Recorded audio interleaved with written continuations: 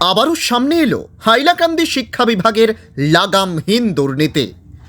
এবার mid day মিলের চাল দুর্নীতিতে জড়ালেন 430 নম্বর কান্দিগ্রাম প্রাথমিক বিদ্যালয়ের প্রধান শিক্ষক। রবিবার বিদ্যালয়ে অনুষ্ঠিত হয় নতুন কমিটি গঠনের উদ্দেশ্যে এক সভা। শিক্ষাবিদ শফিকুর রহমান মজুমদারের পৌরোহিত্যে অনুষ্ঠিত এই সভায় বিদ্যালয় পরিচালনা সমিতির সদস্য সচিব ইয়াহিয়াই আহমদ বড়ভূইয়া বিগত কার্যকালের হিসাব দিতে ব্যর্থ হন। দীর্ঘ সময় এ নিয়ে তীব্র সমালোচনা হয় এবং বিভাগীয় অফিসার সিআরসিসির কাছে স্পষ্টীকরণ দাবি করেন অভিভাবকরা, কিন্তু তিনিও এ ব্যাপারে সদুত্তর দিতে ব্যর্থ হয়েছেন। অভিভাবক মহল বিগত কার্যকালের হিসাব নিকাশ জনসমক্ষে প্রকাশ না করা পর্যন্ত নতুন পরিচালনা সমিতি গঠন বন্ধ রাখার দাবিতে সরব হয়ে ওঠেন।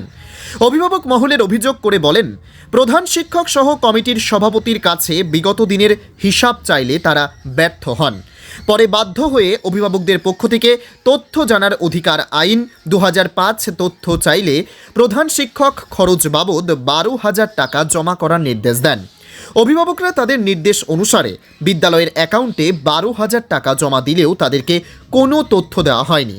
কিন্তু আশ্চর্যের বিষয় হলো, প্রধান শিক্ষক ইয়াহিয়া আহমদ বড়ভূইয়ার বিরুদ্ধে মিড ডে মিল দুর্নীতির কোনো তদন্ত না করে তাকে সাহারা অন্য স্কুলে বদলি করা হয়। যাওয়ার সময়ও তিনি বিদ্যালয়ের ছাত্রছাত্রীদের মিড ডে মিলের 1 কুইন্টাল 39 কেজি চাল নিয়ে যান বলে অভিযোগ করেন অভিভাবকরা। তার বদলির পর মতিউর রহমান বড়ভূইয়া নামের এক শিক্ষক ভারপ্রাপ্ত প্রধান শিক্ষক হিসেবে দায়িত্ব গ্রহণ করেন।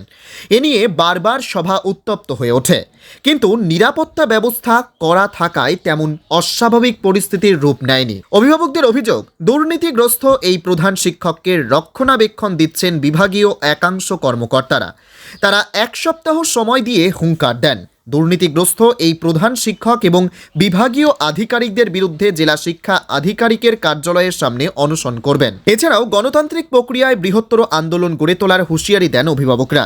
এদিকে দীর্ঘ আলোচনার পর বিদ্যালয়ের পরিচালনা সমিতির পুনর্গঠন করা হয়। সভায় সর্বসম্মতিক্রমে সভাপতি হয়েছে হাফিজ আলী আহমেদ।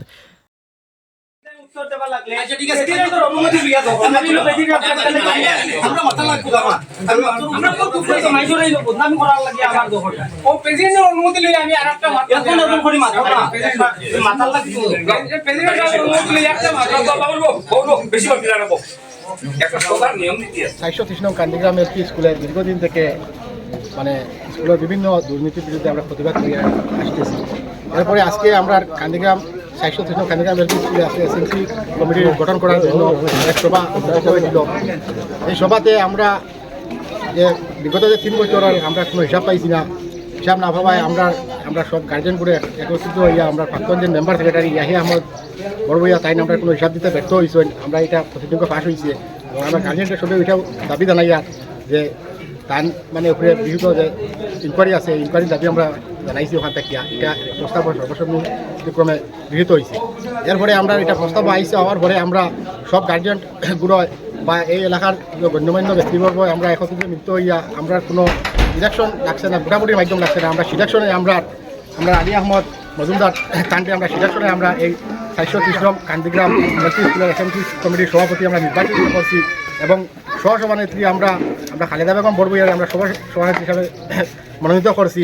আমরা এটা কোনো ভোটাভুটি লাগছে না, আমরা খুব সুন্দর মতো হয়েছে। কিন্তু এটাও আমরা কইতে চাই আর যে আমরা প্রাক্তন যে মেম্বার সেক্রেটারি তাই বিগত 3 বছরে বিভিন্ন দুর্নীতি কার্যকলাপ করছে, এটা কোনো হিসাবপত্র কিন্তু আমরা পাইছি না।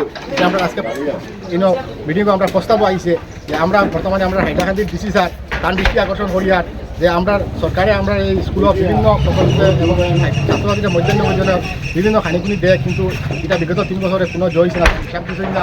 আমি এখান থেকে বিয়ে ট্রান্সফার দিয়া দিচ্ছে। এরপরে আমরা এটার লাগে উচ্চ আদালতের দাবি জানাই এবং আমরা হিমন্ত বিশ্ব শর্মা আসামের মুখ্যমন্ত্রী তার কাছে আমরা এটা দাবি জানাই আর যে অতি সত্বর এই যে দুর্নীতিগ্রস্ত এই যে ইয়াহিয়া আহমদ বড়ভূইয়া যে শিক্ষক আছেন তাদের অতি সত্বর আইনের আওতায় আনা হয়। যদি তাদের অবিলম্বে যদি আইনের আওতায় আনা না হয় তাহলে আমরা হাইলাকান্দি শিক্ষা খণ্ডের বিও অফিস ঘেরাও করিয়া আমরা এটার প্রতিবাদ সাব্যস্ত করি। এই স্কুলে বর্তমানে সরকার থেকে যে মধ্যাহ্ন ভোজনের যে খানিগুলো আইছে এটা তো জ করছেন। এরপরে আমরা স্কুলের যে পরিকাঠামোর যে কাজ হয়েছে, স্কুলের যে শৌচালয় আছে আপনারা দেখতে পারবা গেলে পিছিয়ে গেলে, এটা যে এত নিম্নমানের অবস্থা এই শৌচালয়, স্কুলে কোনো পানীয় জলের ব্যবস্থা আছে মোটামুটি, কিন্তু কোনো সুব্যবস্থা নাই। আর বিভিন্ন যেমন আপনারা এই দেখুন যে পিডাব্লিউডি রাস্তা আছে, এই পিডাব্লিউডি রাস্তা বর্তমানে বাইক সবসময় আওয়া দাওয়া করে, কিন্তু এখানে একটা বেড়া নাই। আর এটা পয়সা সরকার থেকে আয়, কিন্তু টাইম এটা দুর্নীতি করছেন বিগত 2 বছরে। এরপরে তাই এখান থেকে ছুরি হিসাবে তাই এখান থেকে চালু থেকে এরপরে এই স্কুলের যে গার্জিয়ানটা আছে, আমরা সহসভাপতি প্রাক্তন যে সহসভাপতি আসলা তার স্বামী ফজর রহমানে স্কুলের এই দুর্নীতির মানে দাবি জানাই তাই একটা আরটিআই করছেন। আরটিআই করার পরে তাই টাকা 12,000 টাকা তাই নিছেন স্কুলের এসএনসির অ্যাকাউন্টও নেওয়ার পরে এখনো পর্যন্ত কোনো হিসাব দিছেন না। হিসাব না দিয়া তাই এইভাবে তাই জখতরা তাই বর্তমানে এই সালিহা বেগম এলপি স্কুলের তাই প্রধান শিক্ষক, এখানে তাই শিক্ষকতা করেন, কিন্তু তাই আমরা এই ছাত্রছাত্রীদের ভবিষ্যৎ অন্ধকার রাখিয়া তাই 3 বছর দুর্নীতি করিয়া তাই গেছেন।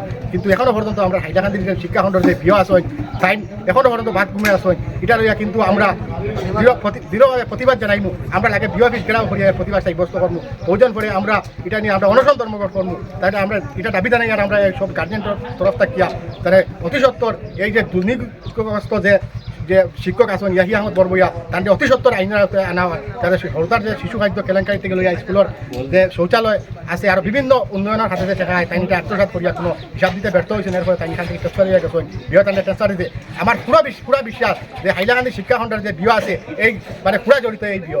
আর এনে একজন দুর্নীতিগ্রস্ত করার পরে এই বিয় কীভাবে একজন শিক্ষকরা এই স্কুল থেকে ট্রান্সফার দিলাই, এটা লাগে হাইলাকান্দি বিয়ার কাছে আমরা গড়ে 38 জন গার্জেন্ট। এরপরে আমরা বর্তমান যে মেম্বার সেক্রেটারি তাই তো দিয়ে আমরা একটা কাগজ দিছি, গেছারে আমরা কাগজটা রাখছেন, কিন্তু নেওয়ার পরে এখনো পর্যন্ত আমরা এই কাগজের কোনো জোয়াইছে না।